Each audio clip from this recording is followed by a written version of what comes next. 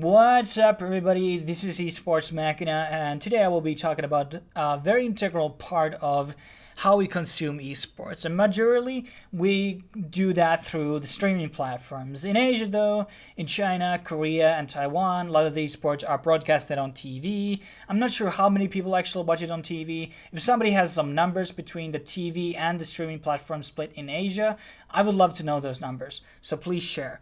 But we're going to be mostly focusing on Western streaming, what will it be in future, and what we must do to make it a better experience, us for the viewers, not for the big companies and the players and the people who are taking our money, essentially. But let's talk about the current situation first.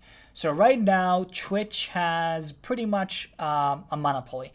They own somewhere between 92 to 96% of the streaming market, I would say. They would be a correct number. Then we have a lot of alternatives. We have Hitbox, which is second largest. Then we have Azubu, beam.pro, StreamMe, and then there's the one that is focused on mobile streaming. I forgot the name, but it will be on the screen, and etc. But if that wasn't the situation, though, 5 years ago, when there was two major forces playing on the field, and that was own TV and Twitch. But back then, Twitch wasn't the first one. They weren't the biggest. It was on TV. But unlike the situation that exists now, it was a lot more competitive because Twitch didn't have the major share in the market. So it was like, maybe these are just numbers that I'm estimating. Probably owned had maybe 65 to 75% of the market, and like Twitch had the rest. But Twitch was a major competition, though. They were really, a real threat to own. And these type of situations where the one tries to beat the other, it creates both to improve. It strives the both the competitioners to improve. And I think in this time, Twitch introduced and introduced a lot of features in order to stay relevant and stay strong. But ever since Owned went bankrupt, there were many reasons for that. I think for the most part, they just paid too much of a rev share from the ad revenue to the partners, and they ended up going bankrupt. And it ended up creating a situation, really, that Twitch became the number one force with a major share on the market, because back then, on 2013, you didn't really have emerging new platforms quite yet then, or they weren't at least as big. And that was a big problem. It was a huge problem because it created this era of time which exists to this day that Twitch hasn't really done fucking any shit to improve their platform. A lot of the same existing problems still exist today. And for the most part, they were adding more features, in my opinion, at least, when they were competing with Owned. Obviously, they have introduced the clips, the channel trailers, and layout is pretty much the same. The player is pretty much the same. But the thing is, just because something is popular doesn't mean it is the best product on the market. And this is a very, very common misconception that happens all across all markets and all things. This is just a simple fact. And I would always, my quote of saying 90% of the time, mass is always wrong. Here's some examples. YouTube is the biggest platform in terms of videos, but their platform is not the best. Vimeo is the second largest platform, but their video player is not dog shit like in YouTube. Their comment section is not dog shit like in YouTube. Their player doesn't like bug out in the middle of the video or play random ads multiple times or make you watch like a 5-hour video, 5-hour ad or something like that. And the encoding is better. The resolution, the quality is better. The monetization model, frankly, is not as good as YouTube's. This is obviously our opinion. Should it be ads or donations? I'm kind of anti-donation guy. But there's a bias there, obviously. But for the most part, I think Vimeo is the better platform for the most part. And by user per user, the content is better as well. At least more higher quality, but is it more like a documentary type of a side? But anyhow, there's other examples. I don't think Coca-Cola is the biggest, soda on world, but I don't think it's better than Pepsi or Dr. Pepper. That can be argued. That is a taste question. And then there's obviously McDonald's. I don't think it's better than Burger King or many other chains that exist in the burger space. And then you the same thing in pizza or many other things and in tech. And I don't think like the Apple was the best at certain stages, even though they were most popular, and etc. It goes. And the same thing happened with Owned and Twitch. I don't think Owned was the better when they fell down. They had a much worse player than Twitch. But right now, it's the other platforms have better. Look, YouTube Gaming and Twitch have the two most amount of money in their platforms and their teams to really make their platforms the best. However, they don't have the best platforms in a technical standpoint. beam.pro and Hitbox have the best platforms in the space. They have the best players, they have best encoding, they have the best layout which can be customized in a very, very good way. And their chats, also the stream delay. This is one of the big things. In YouTube, stream delay is 20 seconds or up to 14 seconds. 14 to 15 between 20 seconds. That is fucking long if you want to have a discussion with somebody who is on your stream. In Twitch, it used to be 14. I think they now dropped it with new encoding improvements somewhere around 9 seconds. Guess how much is in beam.pro and Hitbox? In beam.pro, it is 2 seconds, and in Hitbox is 1.5. That is a huge difference in the stream delay between these sites. Even though Hitbox and beam.pro have much less money behind them, they're still the better platforms. They better layouts, better customization, more options, transcoding, and you just go into the platform and see the features that they have on their platform, and you can see they are the better platforms. It's just that they're not the most popular platforms, sadly.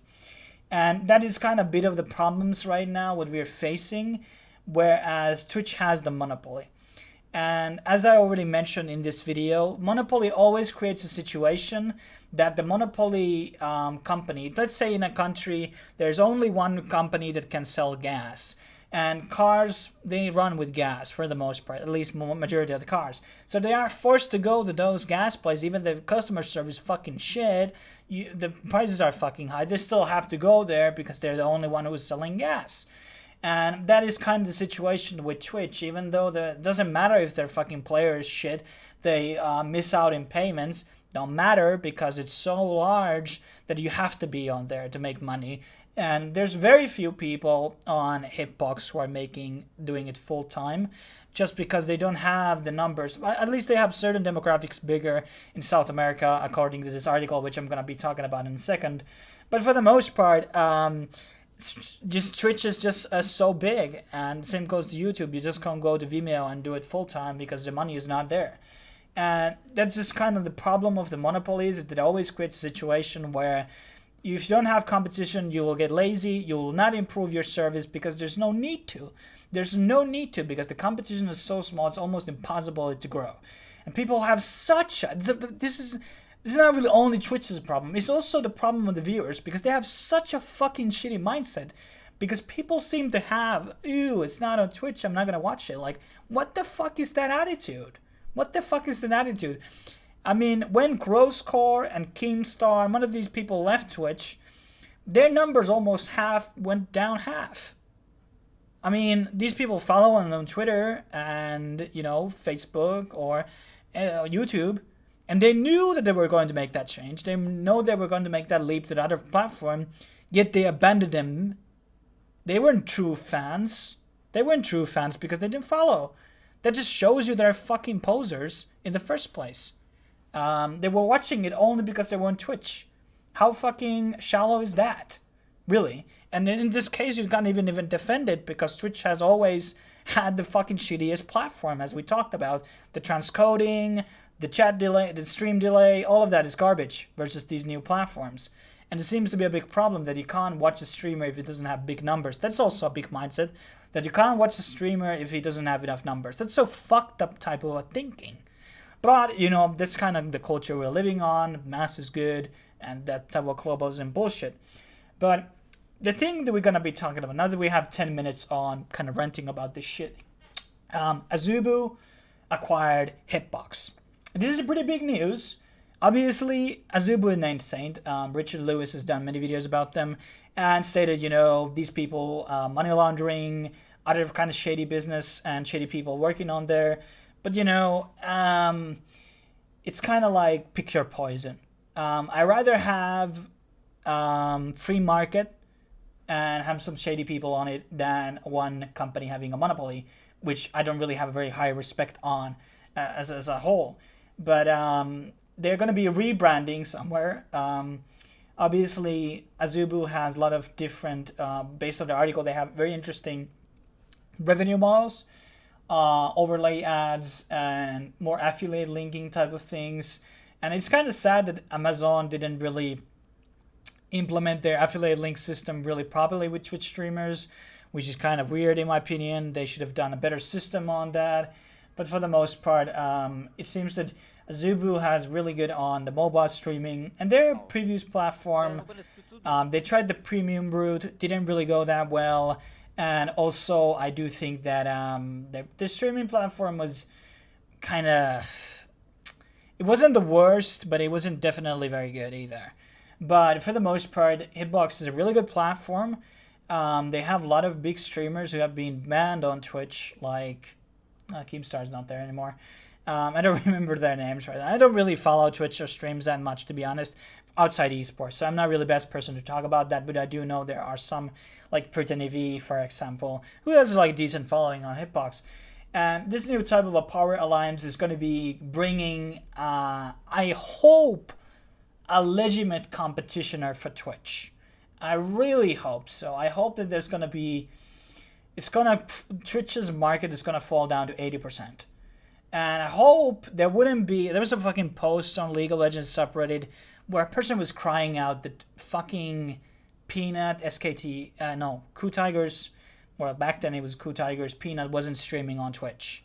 That he was streaming on Zubu, or what was it, like Chinese platform, and he was crying, why can't he streaming on Twitch? Like, the fuck, and there was like the whole Faker spectate thing where people refused to go support Faker and give him money by going to Azubu. Yet, they decided, hey, let's kind of stream it on Twitch. What a fucking assholes. Stealing the money from the fucking player.